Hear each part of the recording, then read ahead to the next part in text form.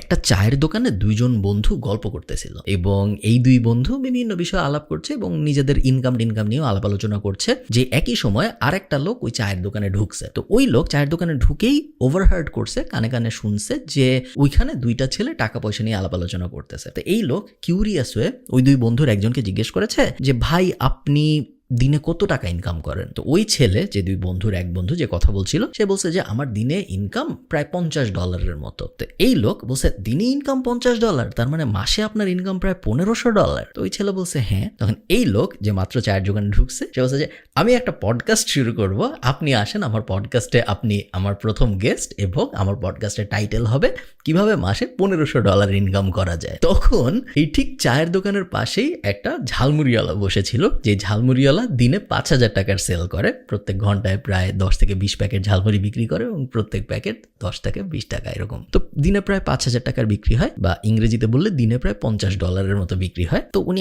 একজনকে ঝালমুড়ি বেচতেছিল, উনি ওটাকে বললো যে মামা এই ছেলেটা $1500 ইনকাম করে, ওকে পডকাস্টের জন্য ডাক দিল, আমিও তো $1500 ইনকাম করি, আমার দিনে 5000 টাকার ঝালমুড়ি বিক্রি হয়, তো আমার মাসে প্রায় $1500 আশপাশে হয়, আমাকে কেন ডাকে না কেউ? যে ঝালমুড়ি কিনতেছিল সে বললো যে আপনাকে ডাকেন না কারণ আপনি ইনকাম করেন দিনে 5000 টাকার, আর এই ছেলে ইনকাম করে দিনে $50। দুইটা শুনতে একই মনে হয় কিন্তু দুইটা আসলে এক না। এই গল্পটা আমি আপনাদের এই জন্য বললাম কারণ আমরা অনেকে ডলারকে ওভার ভ্যালু করি। আমি সবসময় মানুষকে বলে আসছি যদি আপনার ইনকাম হয় মাসে $1000, সেই ক্ষেত্রে আপনার ডলারের আশা বাদ দিয়ে বাংলাদেশি টাকার দিকে যাওয়া উচিত, কারণ $1000 ইন্টারন্যাশনাল স্ট্যান্ডার্ডে কোনো টাকা না। $1000 যদি কারো ইনকাম হয়, বা আমেরিকায় $12000, $1000 মাসে, সো বছরে $12000 ইনকাম যদি কারো হয়, সে আসলে হোমলেসের পর্যায়ে পড়ে। আপনারা একটু গুগল করে দেখেন। বাংলাদেশে আমরা ওভার গ্লোরিফাই করি, বাট বাংলাদেশে আমরা জাস্ট ডলারের নেশায় বুঝি না যে $1000 আসলে টাকার অঙ্কতে অত বড় টাকা না। সো আমি চাই এই জিনিসটা আপনারা একটু ভাবেন। আজকের ভিডিওতে আমরা কিছু আইডিয়াস নিয়ে কথা বলবো, যে আইডিয়াসগুলো স্টুডেন্টরা ইমিডিয়েটলি ইমপ্লিমেন্ট করতে পারে টু স্টার্ট মেকিং মানি। চলুন শুরু করা যাক। 1 নম্বর লিস্টে থাকবে 3টা ট্র্যাডিশনাল টিউশনি, অথবা আপনি এখানে বসাইতে পারেন কোনো একটা কফি শপে পার্ট টাইম জব, বা এনি প্লেসে পার্ট টাইম জব। কোন জায়গায় ইম্পর্টেন্ট না, পার্ট টাইম জব। এখানে স্টুডেন্টরা ভুলটা কি করে আমি আপনাদের বুঝাই বলি। স্টুডেন্টরা ভুলটা যেটা করে সেটা হলো তারা ভাবে যে একটা টিউশনি আমি করতেছি, এই টিউশনিটা আমাকে মাসে 5000 টাকা দিচ্ছে, তাহলে আমি এক কাজ করি, আমি 10টা টিউশনি খোঁজার চেষ্টা করি, তাহলে আমার মাসে ইনকাম হবে 50000 টাকা। 50000 টাকা তো খুব ভালো টাকা। সো একটা টিউশনি করলে 5000, 10টায় 50000, আমি 10টা টিউশনি করি, আমার জীবন সেট। ভুলটা যেটা হয় সেটা হলো ওই 50000 টাকার চক্করে পড়ে আপনার যদি 50000 টাকা ইনকাম হওয়া শুরুও হয়, আপনার ওই পার্ট টাইম ব্যাপারটা আর থাকে না, ওটা ফুল টাইম হয়ে যায়। ওটা যখন ফুল টাইম হয়ে যায়, টিউশনি এমন একটা জিনিস যেখান থেকে আপনি গ্রো করতে পারবেন না। টিউশনি করে কেউ নতুন কিছু শিখে না, বা পার্ট টাইম জব করে কেউ অনেক আহামরি নতুন কিছু শিখে না। তো এই 50000-এর চক্করে পড়ে আপনি পার্ট টাইমকে ফুল টাইম যেহেতু বানায় ফেলছেন, আপনার হাতে এখন আর এক্সট্রা সময় নাই। এক্সট্রা সময় যেহেতু আপনার নাই, তো আপনি কোনো বিজনেস দাঁড় করানোর ক্ষেত্রে, বা নিজের নলেজ বাড়ানোর ক্ষেত্রে, বা নিজের স্কিল বাড়ানোর ক্ষেত্রে সময় দিতে পারতেছেন না। তো এই 50000-এর চক্করে পড়ে আপনার পুরো জীবনে যে আপনি মাসে 5 লাখ 10 লাখ টাকা কামাই করতে পারতেন, ওই অপরচুনিটিটা পুরো নাই হয়ে যাবে। কোনোদিন আপনি ওটা করতে পারবেন না, জাস্ট বিকজ আপনি শর্ট টার্মে 50000 টাকার দিকে দৌড়াইছেন। তো আপনার হাতে অপরচুনিটি থাকলেও আপনি কখনো 50000-এর দিকে যাবেন না, আপনি হাইস্ট 10,000, 20,000, 25,000-এর দিকে যাবেন। ওইটা পার্ট টাইমে থাকবে, যাতে করে আপনার হাতে এনাফ সময় থাকে, যাতে আপনি ওই এনাফ সময়টা দুইটা কাজে, হয় নিজের স্কিল বাড়ানোর ক্ষেত্রে, অথবা নিজের নলেজ বাড়ানোর ক্ষেত্রে, অথবা একটা ব্যবসা দাঁড় করানোর ক্ষেত্রে আপনি ইনভেস্ট করবেন। অলওয়েজ রিমেম্বার, আপনার মেইন ওয়েলথ আসবে আসলে ব্যবসা বানানোর দিয়ে। আপনার মেইন ওয়েলথ কখনো আসবে না আপনার সময়কে বিক্রি করে টাকা ইনকাম করা দিয়ে। তো সময়কে আমি বিক্রি করব টাকা ইনকাম করার জন্য, বাট বেয়ার মিনিমাম। যখন আমার মনে হবে যে আমার এনাফ টাকা হয়ে গেছে বাঁচার জন্য, তখন আমি আর আমার এক্সট্রা সময় দিব না। আমার এক্সট্রা সময়টা আমি তখন এই সাইডে দিব, যাতে করে আমার গ্রোথটা এক্সপোনেনশিয়াল হয়। Second, freelancing. Freelancing is glorified চাকরি। আপনি যদি প্যাসিভ জার্নালের স্টুডেন্ট হয়ে থাকেন, আপনি দেখবেন ফ্রিল্যান্সিং নিয়ে আমাদের একটা বিশাল কোর্স আছে, যেখানে আমরা 30 থেকে 35টা স্কিল শেখাইছি। বলে যে কোনো একটা স্কিল যদি আপনি শিখেন, আপনি ফ্রিল্যান্সার হিসেবে কাজ শুরু করতে পারবেন। ওখানে মার্কেট প্লেস নিয়েও ডিটেল ভিডিও আছে। সব স্কিল শিখবেন ফার্স্টে ওই 30টার ভিডিওর কোনো একটা দেখে, এবং তারপর মার্কেট প্লেসের ভিডিওগুলো দেখে আপনি কোনো একটা মার্কেট প্লেসে যাবেন। 2টা মার্কেট প্লেসে মেনলি যাওয়া যায়, হয় আপওয়ার্ক অথবা ফাইবার। 2টার কোনো একটা আপনি যাবেন, মার্কেট প্লেসে যেয়ে আপনি ফ্রিল্যান্সিং শুরু করবেন। বলতে অনেক সহজ, আসলে করতে একদমই এরকম সহজ ব্যাপার না, অনেক সময় লাগে। বাট যেই কারণে আমি এত সিম্পলিফাই করে বলতেছি, কারণ আমি চাই না যে ফ্রিল্যান্সিংও আপনার এন্ড গোল হোক, কারণ ফ্রিল্যান্সিংও কিন্তু আসলে চাকরি। অনেক মানুষ বাংলাদেশে আমি ফ্রিল্যান্সার, আমি নিজের সময়ে কাজ করি, এরকম ঢং করার কারণে অনেকে ধরে নিছে যে ফ্রিল্যান্সিং মানে মনে হয় খুব আহামরি জিনিস। এটা আসলে এমন কোনো আহামরি জিনিস না। এটা মেইনলি একজন বসের বদলে আমার 20টা বস থাকবে, 20টা বস আমাকে 20টা প্রজেক্ট দিবে। 20টা বস পৃথিবীর বিভিন্ন দেশে আছে, এই কারণে ওরা আমাকে অন্য কারেন্সিতে টাকা দিবে। যেহেতু বাংলাদেশের ডলারের টাকার মান অনেক কম, অন্যান্য কারেন্সি টাকার মান বেশি, তো ওরা যখন $1 দেয় আমি তখন 100 টাকা পাই, আমার একটু ভালো লাগে। বাট ফ্রিল্যান্সিংও কিন্তু আপনার টাইমের এক্সচেঞ্জেই আপনি টাকাটা পাচ্ছেন। ফ্রিল্যান্সিং আপনাকে আহামরি ক্রেজি রিচ বানাই দিবে না। ফ্রিল্যান্সিং করে 20 কোটি টাকা একা একা জেনারেট করে ফেলছে এরকম মানুষ বাংলাদেশে নাই। থার্ড, আমি চাই আপনি একজন কানেক্টর হন। নিজেকে আপনি একজন কানেক্টর হিসেবে ভাবেন এবং এটাকে একটা পার্ট টাইম জব হিসেবে ট্রিট করেন। একজন কানেক্টরের কাজ কি? একজন কানেক্টরের কাজ হলো বিভিন্ন মানুষকে কানেক্ট করানো। আপনি একটা ফেসবুক গ্রুপে দেখলেন একজন বলছে যে আচ্ছা, আমি যদি এমন একজনকে পেতাম যে ভালো ফ্রেঞ্চ শিখায় বা ভালো জার্মান শিখায়, আমার জার্মানি যেতে হবে, আমার হাজব্যান্ড বা ওয়াইফ অলরেডি জার্মানি চলে গেছে, ওর A1 ক্লিয়ার হয়ে গেছে, B1 এগুলো ল্যাঙ্গুয়েজ প্রফিসিয়েন্সি লেভেল ক্লিয়ার হয়ে গেছে, আমার হচ্ছে না, এরকম একজনকে যদি আমি পেতাম খুব ভালো হইতো। আপনি এরপর খুঁজে বার করবেন, এটা আপনার মাথার মধ্যে থেকে যাবে। আপনি রিসার্চ করতেছেন, আপনি নর্মাল আপনার জীবন কাটাচ্ছেন, হঠাৎ আপনি আরেকজনকে দেখলেন যে বললো যে আচ্ছা, আমার এক বন্ধু রিসেন্টলি এর কাছ থেকে জার্মান শিখছে, ও খুব ভালো জার্মান শিখায়। 2টা ডট পেলেন আপনি। এই 2টা ডট এখন আপনি আপনার মাথার মধ্যে মিলানোর চেষ্টা করবেন। এই লোককে ফার্স্টে যে জিজ্ঞেস করবেন, আচ্ছা তুমি কি জার্মান শিখাও? তুমি যে শিখছো ভালো করছো, একজন নাকি তোমার কাছ থেকে শিখে জার্মানি চলে গেছে, তুমি কি এরকম জিনিসপত্র শিখাবা অন্য কাউকে যদি আমি পাঠাই? ও যদি বলে হ্যাঁ শিখাবো, আচ্ছা তুমি যাকে পাঠাবো তার 20% আমাকে কি দিবা? বললো ওকে দিব। ওর তো এই মুহূর্তে কোনো স্টুডেন্টই ছিল না। এরপর আপনি অন্যজনের কাছে গেলেন যে আপনার 2 মাস আগে আপনার মনে ছিল সে জার্মান শিখতে চায়, এই দুজনকে আপনি যে মিলাইলেন, ওই যে 20% আপনি পেলেন,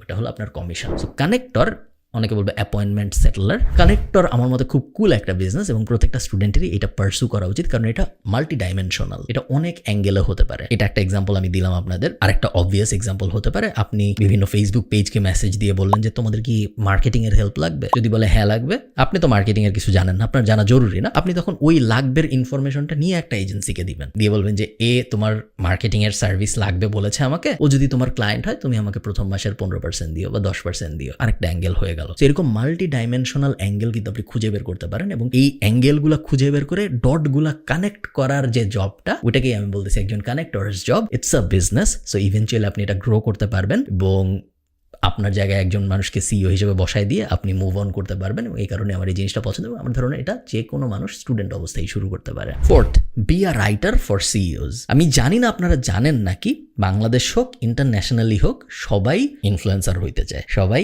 ক্রিয়েট করতে চায় কন্টেন্ট এবং সবাই ইম্প্যাক্ট রাখতে চায় সোসাইটিতে। তো একজন সিইওর বা একজন সি সুইট লেভেলের মানুষের বা একজন সিনিয়র কর্মকর্তার হাতে এত সময় নাই যে সে বসে বসে লিঙ্কডইনের জন্য কন্টেন্ট বানাবে বা সে বসে বসে ফেসবুকের জন্য কন্টেন্ট বানাবে, রিটার্ন ফর্মে কন্টেন্ট বানাবে, তারা তো সময় নাই। সো সে করে না, বাট সে কিন্তু চায়। এখন সোনালী ব্যাংকের যে এমডি, তার ইচ্ছা আছে, তার মনের গভীরে ইচ্ছা আছে, যে এক্সাম্পল হিসেবে বলতেছি, আপনারা ভাবেন না যে এক্স্যাক্টলি আমি সোনালী ব্যাংকের এমডির কথাই বলতেছি, তার মনের ভিতরে ইচ্ছা আছে যে লিঙ্কডইনে যদি আমার 1 লাখ ফলোয়ার থাকতো, যারা প্রত্যেক সপ্তাহে আমি আমার এই লম্বা ব্যাংকিং এক্সপিরিয়েন্স থেকে যা শিখেছি এটা আমি শেয়ার করবো, তারা অনেক দেখবে, সবাই এটা চায়, সবাই এটা লাইক করে, বাট অনেকে এটা রিয়ালাইজ করে না। অনেকে যারা রিয়ালাইজ করে তাদের হাতে তো সময় নেই যে তারা বসে বসে কন্টেন্ট লিখবে। তো আপনি কি করবেন? Be a writer for CEO's. আপনি এদের সাথে যোগাযোগ করবেন, আপনি এদের সাথে যোগাযোগ করে বলবেন যে ভাইয়া, আমি প্রত্যেক মাসে 2 দিন আসবো, একটা টেপ রেকর্ডার নিয়ে আসবো, আমি আপনাকে বিভিন্ন জিনিস জিজ্ঞেস করবো, আপনি আমাকে গল্পের মতো করে বলবেন, এরপর আমি বাসায় যাব, আপনার লিঙ্কডইনের জন্য আমি কন্টেন্ট সাজাবো, সুন্দর করে ফরম্যাট করবো, ইমেজ বসাবো, এই করবো সেই করবো, আমি পোস্ট করা শুরু করবো, আপনাকে একজন অথরিটি হিসেবে আমি দাঁড় করানো শুরু করবো। শুধু যে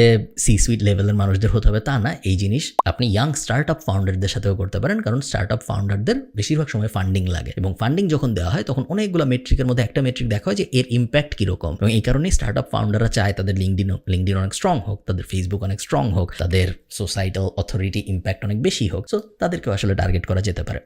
অনেক মানুষ, ইভেন বেসিক ডক্টরদের বা ইঞ্জিনিয়ারদের, স্পেশালি ডক্টর যাদের সার্ভিস টাইপ বিজনেস আছে, B2C অ্যাঙ্গেল আছে, ডক্টর টাইপ মানুষজন, এদেরকে যদি আপনি অথরিটি বানাতে হেল্প করতে পারেন, আপনার কি মনে হয় না যদি 2টা ডাক্তার থাকে, যার একজনের 1 মিলিয়ন ফলোয়ার ফেসবুকে ভার্সেস আরেকজনের 200, তার মধ্যে 1 মিলিয়ন যার, সে বেশি পেশেন্ট পাবে, কারণ পেশেন্টদের তাদের যখন তাদের প্রবলেমটা হবে তাদের এই ডাক্তারের নামই ফার্স্ট মাথায় আসবে। তো এই ব্যাপারটা যদি আপনি ওই ডাক্তারকে বোঝাতে পারেন বা যে কোনো বেনিফিশিয়ারিকে বোঝাতে পারেন, আমি শিওর আপনারা খুব সহজেই তার জবটা পাবেন। এবং এই জবের একটা কুল ব্যাপার হলো আপনি এটাও বলতে পারেন যে আমি 2 মাস ফ্রি করতেছি, কারণ আপনার তো ফ্রি করতে আসলে কোনো টাকা পয়সা খরচ হচ্ছে না। সো আপনি বলতে পারেন আমি 2 মাস ফ্রি করতেছি, আপনি দেখেন আপনার আসলে কোনো লাভ হয় নাকি। যদি আপনার মনে হয় যে আমি আপনার ফেসবুক পেজটা, আপনি একজন ডাক্তার, আপনার সময় নেই, কিন্তু আপনার ফেসবুক পেজটা আমি ম্যানেজ করার কারণে আপনার 2টা কাস্টমার যদি মনে হয় বেশি বাড়ছে, তাহলে 2 মাস পরে আমরা আলাপ আলোচনা করবো না যে কিরকম টাকা পয়সা আপনি আমাকে দিবেন, আপাতত কিছু দিতে হবে না। I think it's a cool business for students, এবং এটাও এমন একটা বিজনেস যেটা actual business, not like freelancing এর মতো কিছু বা টিউশনের মতো কিছু, এটাকেও আপনি গ্রো করতে পারবেন to the moon. 5 number, be an editor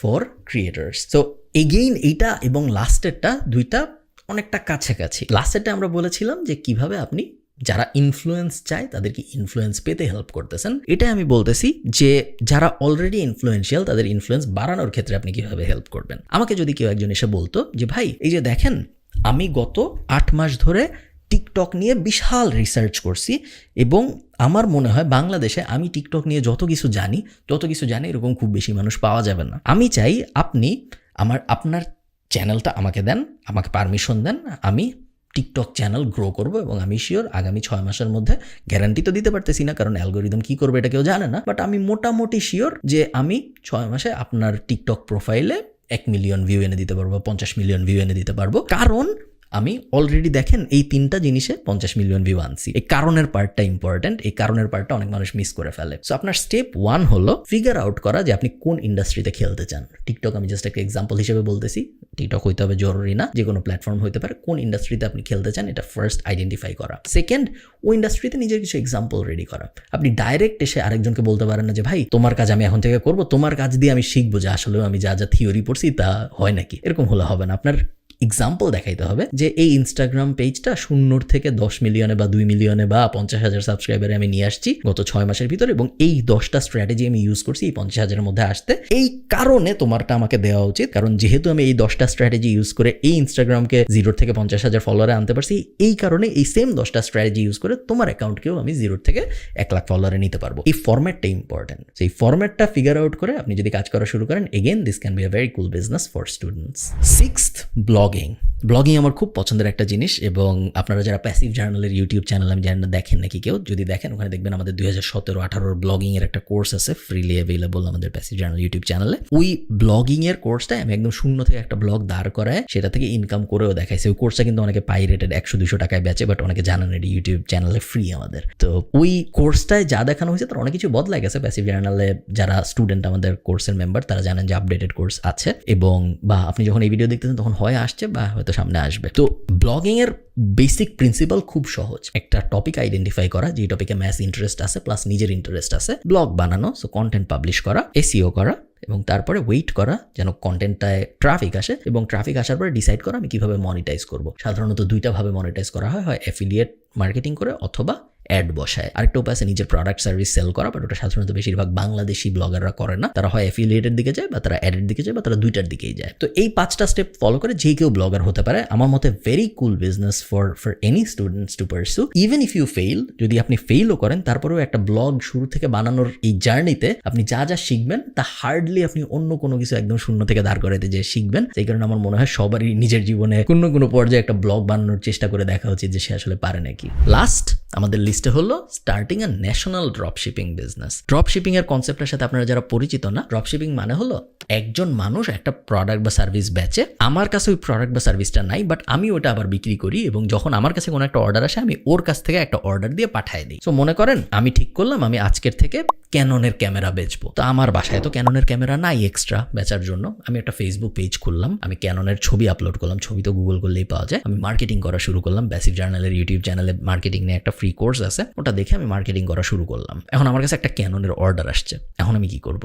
আমি অ্যাকচুয়াল যে ক্যানন বেচে তার কাছ থেকে অর্ডার দিয়ে ওই কাস্টমারকে পাঠিয়ে দিব। আমাকে যে অর্ডার দিছে তার কাছ থেকে আমি টাকা পাইছি, আমি বলছি যে ভাই ওয়েট করেন 7 দিনের মধ্যে আপনার কাছে ক্যামেরা চলে যাবে। এরপরে অ্যাকচুয়াল যে ক্যামেরা বেচে তার কাছে যে আমি বলছি যে ভাই এই ঠিকানা একটা ক্যামেরা পাঠান, আমি টাকা দিয়ে দিচ্ছি। এই কনসেপ্টটাকেই বলা হলো ড্রপ শিপিং এবং আমি মনে করি এই জিনিসটা আপনারা অনেক কিছু নিয়ে করতে পারেন। বাংলাদেশি অনেক টি শার্ট কোম্পানি আছে যাদের easily T shirt drop ship করা সম্ভব। বাংলাদেশে অনেক মধুর কোম্পানি আছে, শাড়ির কোম্পানি আছে, বইয়ের কোম্পানি আছে, কোম্পানির কোনো অভাব নেই যাদের সবার উপরে আপনি একটা ড্রপ শিপিং লেয়ার বসাইতে পারেন। আপনার ওই প্রোডাক্ট ধরতে হবে না কোনোদিন, আপনার ওই সার্ভিস ধরতে হবে না কোনোদিন, বাট খুব কুল এবং ইজি উপায়, একদম সহজ ডাল ভাত পদ্ধতিতে আপনি ওই বিজনেসের উপরে একটা ড্রপশিপ লেয়ার বসায় ওই বিজনেসেরও লাভ, কারণ ওদের কাস্টমার বাড়তেছে, ওদের অর্ডার বাড়তেছে, এবং আপনারও লাভ কারণ আপনার এমন কোনো আহামরি কষ্ট করতে হচ্ছে না এরকম একটা বিজনেস দাঁড় করাইতে, কারণ আপনি আসলে মার্কেটিং ছাড়া এবং বেসিক লেআউট বিল্ডিং ছাড়া তেমন কিছু করতেছেন না। না আপনি ডেলিভারি দিচ্ছেন, না আপনি প্রোডাক্ট স্টক করতেছেন, সো আপ ফ্রন্ট খরচ হচ্ছে না আপনার খুব বেশি, আপনি জাস্ট মার্কেটিং করতেছেন, আপনি জাস্ট একটা বেসিক স্টোর ফ্রন্ট বানাইছেন। সো আমি চাই আপনার এই ব্যাপারটা নিয়ে একটু এক্সপ্লোর করেন। আমার ধারণা বেশিরভাগ স্টুডেন্ট, একটু যারা বড় স্টুডেন্টস যারা ইউনিভার্সিটিতে পড়তেছেন অলরেডি এবং আমার ভিডিও দেখেন, তাদের জন্য আমার মতে national drop shipping up front store type একটা সলিউশন বানানো এবং তারপর বিভিন্ন প্রোডাক্ট বা সার্ভিস ট্রাই করা বাংলাদেশের মার্কেটের জন্য বেশ মজার একটা অভিজ্ঞতা হতে পারে। এই তো